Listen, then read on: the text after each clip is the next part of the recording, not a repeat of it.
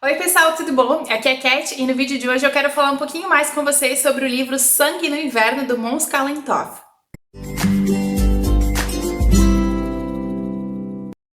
Sangue no Inverno é o primeiro livro do autor sueco Måns Kallentoft e ele é o primeiro livro de uma série que vai trazer como protagonista a detetive Malin Fors. Nesse livro aqui, a Malin ou Malin e o seu parceiro elas vão ter que investigar um assassinato de um homem que ele foi encontrado pendurado em um carvalho, enforcado no meio do nada. E a princípio eles não sabem nada sobre esse homem, não sabem quem ele é, o corpo dele tá bastante machucado, o rosto dele tá desfigurado, então vai levar um tempinho até que eles descubram quem é essa pessoa. A Malin, ela percebe que o segredo para descobrir quem matou essa pessoa está em descobrir o possível sobre a vida dele, sobre de onde ele veio, quem ele era, quem estava ao redor dele. E quanto mais eles vão atrás dessas informações, mais eles percebem o quanto esse homem era uma criatura extremamente solitária. Se você já leu algum romance sueco, né, literatura nórdica, você já deve estar acostumado com alguns elementos que vão aparecer aqui nesse livro.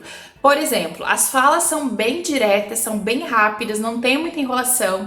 As cenas às vezes terminam de forma um pouco mais abrupta e elas mudam de direção sem avisar o leitor, então você tem que estar ligado que isso vai acontecer. E isso também é muito comum na literatura policial sueca. A resolução do caso e todo, né, o assassinato em si tem muita relação com dramas familiares, com segredos, com mentiras que as famílias contam, com segredos do passado, que é uma coisa muito comum e que eu particularmente gosto muito quando os autores investem em cavocar esse tipo de coisa. Esse livro tem duas coisas que eu achei muito peculiares e que eu acho que é interessante que você saiba antes de investir na leitura. A primeira é que o autor ele vai escrever fluxos de pensamento. Então você vai ter o diálogo dos personagens, né, um falando com o outro, e também vai ter o fluxo de pensamento dos personagens.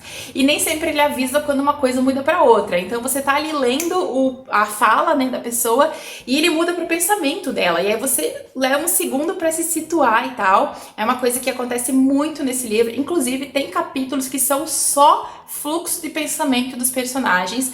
Para quem não está acostumado pode estranhar um pouquinho, então é legal saber isso com antecedência. E outra coisa muito curiosa desse livro, que eu achei que é um dos detalhes que diferencia ele perto de outros autores, é que ele vai trazer os pensamentos da vítima. O homem morto vai falar conosco ao longo da narrativa. E é uma coisa assim bem triste, eu achei pesado em alguns momentos, porque ele fala do próprio corpo, ele fala do assassinato dele, ele fala de como que é se sentir flutuando em cima da cena de assassinato e como ele tá sozinho nesse momento também. Ele foi um homem sozinho a vida toda e no pós-morte ele continua sozinho. Então é uma coisa que eu achei curiosa, um pouco triste também, mas que eu acho que, como eu falei, é um diferencial dentro desse livro.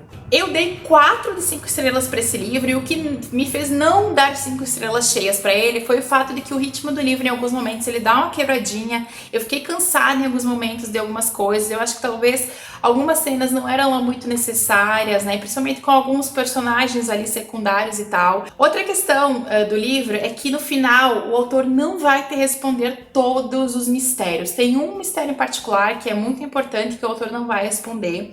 E geralmente isso me incomodaria em outros livros, né? Porque eu gosto de finais fechadinhos, né? Bem feitos. Só que como esse aqui é um livro que faz parte de uma série e a Malin vai aparecer em outros livros, eu imagino que esse mistério, pelo que deu a entender ali no final, ele não vai ser respondido agora. Ainda tem alguma coisa para acontecer, ainda tem alguma coisa ali para ser inserido nessa história.